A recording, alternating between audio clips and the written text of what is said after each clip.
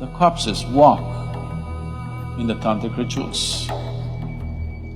When somebody dies or when somebody is certified dead by your doctor, he's not completely dead. Up to 5 to 7 minutes, it's behaving as if it's alive and then falls dead, exhausts itself. So it's based on this that when somebody dies, there are rituals in India. Up to 14 days, there are various kinds of rituals. Once the body has been shed, once the legs have fallen, you cannot walk. Dead man cannot walk, isn't it? But that's not true. We can make them walk. The tantric sciences in India, this is their whole thing, to make a dead man walk. The corpses walk in the tantric rituals. There have been many, but one has been historically recorded. There was a yogi, there have been many like this, there still are. There was a yogi who had mastered what is known as Surya Sparsh. That means… Sparsh? Okay. Touch, okay. Contact or touch. So this is like the solar touch. There is a certain type of yoga called Surya Sparsh. So he mastered this. This was a bong. What's a bong? A Bengali. So, he lived in Varanasi and he periodically went to his guru and learnt different steps of this and was mastering this step by step. So, any number of times he displayed this in public, that if you bring a bird, a dead bird, which has been checked by everybody, it's for sure a dead bird, not a bird which is acting dead. A really dead bird, if it died within the last 3 hours, it's gone rigid. You know, within 3 hours a bird goes stiff. The rigor mortis sets in for a bird much quicker than for a human body. Because a bird has… the blood temperature, the body temperature of a bird is much, much higher than that of a human body. So, the way it cools down and how soon the rigor mortis sets in is much quicker in a bird's body than in a human body. So, 3 hours after the bird is dead, if you brought a bird to him with a simple magnifying glass, that too not from direct sunlight, from mirrored light. If you stand outside and mirror the sunlight inside, using that light through a magnifying glass, he would make the bird come alive. It would chirp, it would sit up, it would walk and it would fly. It would fly around for some time and then collapse and die again. So when people said, "Why can't you make it live?" He said, "This is all I know. My guru can make this happen.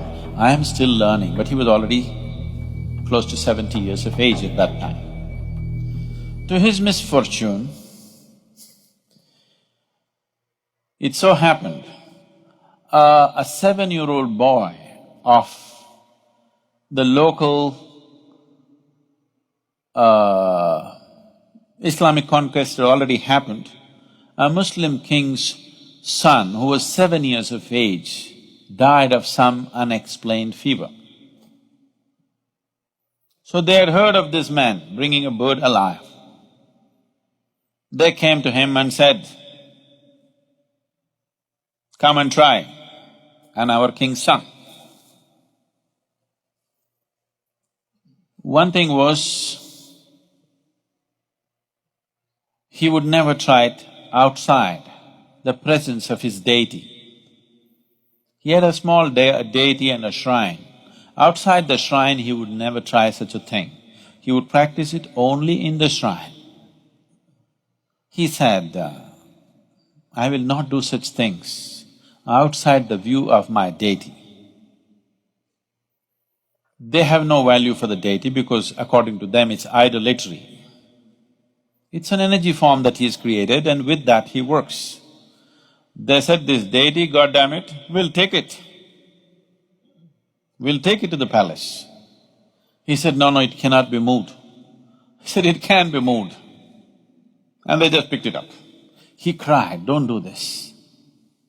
And when they picked it up, and this was happening, they were trying to drag him, he said, I'm not going to come. I will not do it. I am not going to do this. He got angry when they picked up the deity and taking it out like it's some kind of a toy. He said, I'm not going to bring your king's son to life. Even if I could, I cannot, but even if I could, I will not do it. Then they held him by the hair and dragged him to the king and he said, I'm not going to do it. So they butchered him right there. And in the process of doing all this, they dropped the deity and it broke. So he had a few disciples to whom he was imparting this. It died with them, everything. But this has been clearly recorded by very responsible people that actually any number of times he did this, that he would make a dead bird which is dead for over 3 hours to actually get up and fly for a substantial period of time, that is more than an hour's time. And he repeatedly said, my guru can make this bird live for its full length of life, whatever that is. And my guru can even do it to a human being. There have been any number of such people. There was another yogi in South India. So usually they don't… This is a kind of a fringe yogi, this bird yogi. This is a fringe yogi, this is not the mainstream. This is a mainstream yogi. So people were coming to him for blessings and things were happening around him so much. He lived in Karnataka, in south-western Karnataka or south… somewhere near Kollegal. And people were gathering around him. One day it so happened, a young boy who died. The parents brought this boy and cried their hearts out. So, he looked at their plight and probably he sensed that the boy need not have died, it's more accidental in nature. So he dipped his finger, there was a lamp like this next to him. It is generally there, almost every yogi who is into certain kind of process will have a lamp burning next to him, an oil lamp. So, he dipped his finger into the oil and put it into the dead boy's mouth. And the boy came alive after some time and became perfectly all right. When somebody dies, or when somebody is certified dead by your doctor, he's not completely dead. Death happens slowly. If you are not already aware of this, where's this lady? She should know, pastor's daughter. Anybody undertaker's son or daughter? Nobody? You may already know, most of you, that after a person dies, up to 11 days for sure, most of the time up to 14 days, fingernails grow,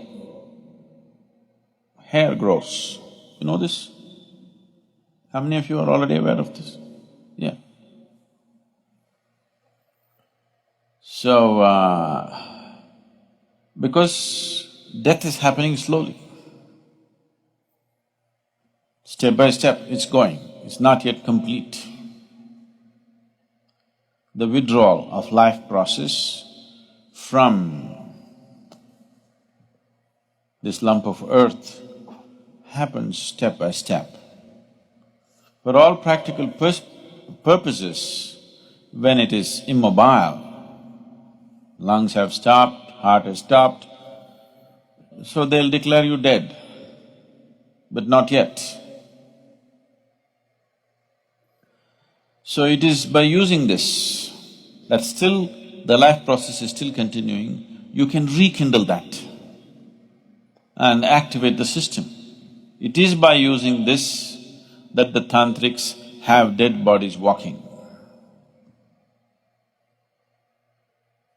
And it's not very uncommon, it's quite common.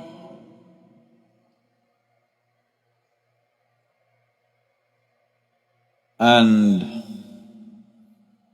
sometimes, they will be working upon this when the cremation is on. There have been many instances, I have not personally seen, but I know people who have no reason to lie about it and they will not, such people have actually seen a burning body getting up and walking. They've set fire to it, it's burning, but it gets up and walks. Because at that moment when the burning begins from outside, the life process retreats and there's a concentrated spaces where life is happening more intensely at that moment.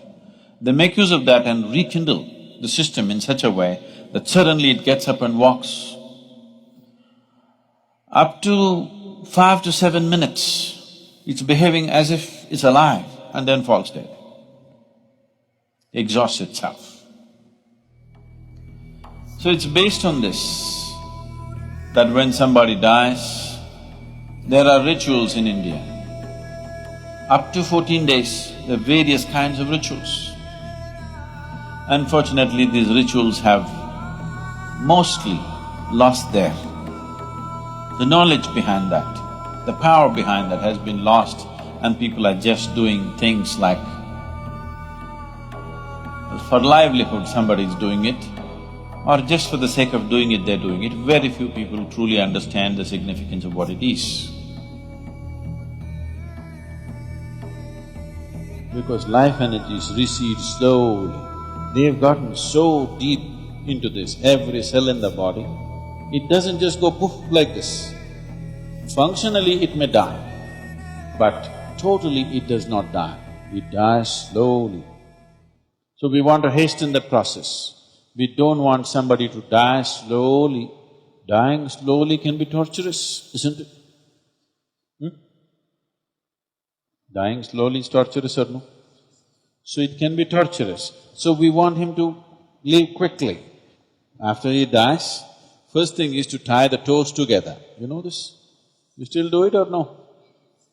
Tie the toes together, because if you do not tie the toes together, from the lower end of the body, it will start imbibing life.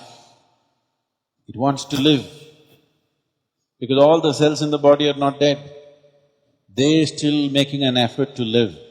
They will try to draw energy. When they try to draw energy, certain forces will enter the body. So you don't want that to happen to your loved one. So the moment he dies, you tie the toes. Now, no external support, he will go much more quickly. And the next thing is, you wash him up with water. Because when you wash the dead, see, even if you're alive, if somebody tries to give you a bath, they'll pour water on your face, you will feel like you're being waterboarded. When you were a child, when your mother gave baths to you, because we never used showers and things, they poured water, she always held it like this for you, so that the water doesn't come here and you don't feel waterboarded. But somebody else was giving a bath to you, they just poured, children are doing like this. Yes or no? So if you just pour water over the face, this dead guy gets waterboarded. If any little activity is happening, it'll all cease. So to live gracefully and to die gracefully is very important. Death is not some strange subject that we should not talk about. It is right here, progressing for all of us, isn't it? Slowly maturing, your death is maturing. One day it'll be complete. Let it be a long time after, but right now it is maturing, isn't it? So if you understand life very well, absolutely well, you can exit the body in such a way that you exit completely, you gather everything and leave. If you live like that, then we will give you a burial. We don't burn your body because we don't want to waste the wood on you. You have completely exited, there is no hurry. We can keep you for a day or two and then bury you. So I'm saying, this is a culture where we understood life and death absolutely well and dealt with it as it should be dealt with. Within the first 14 days, you can do a lot of service to the dead. That culture grew, that science grew in a big way in this country, but then got corrupted. So, what was a very wonderful science became commerce, and commerce became corruption. So today, if somebody in your house dies, you go to those people who claim they will do something, they will say, your grandfather wants to drink milk, give a cow, not 1 liter of milk, a cow. It's raining, your grandfather needs umbrella, give an umbrella. Your grandfather is walking through thorny paths, he needs footwear. See, whatever you may know or you may not know about your grandfather, one thing you know is he left his body here and went. Once he's left his body here, umbrella, clothing, footwear, not okay. Yes? But unfortunately, it's become like this. So we are right now in the process of training people to do this kind of services. But you should never make it your profession.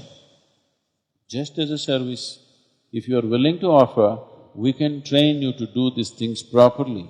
And it's a very important thing to do in life. It's a very important aspect. When somebody has lost his body, he is completely helpless. He needs help. And he can be helped, but not with contaminated, corrupt hands. Somebody who cares, somebody who has the necessary sense about it. If you want to go through something like that, such trainings, it's available. We're even starting our own cremation places. In Coimbatore, we have Isha Sudugadu. You know this? You don't know. Oh, you know where to die at least now. And if some of you train for this, you can deliver that service, and it's a very significant service. People don't understand the value of it in today's world. The modern world, they don't understand the value of it, but it is extremely valuable to do that.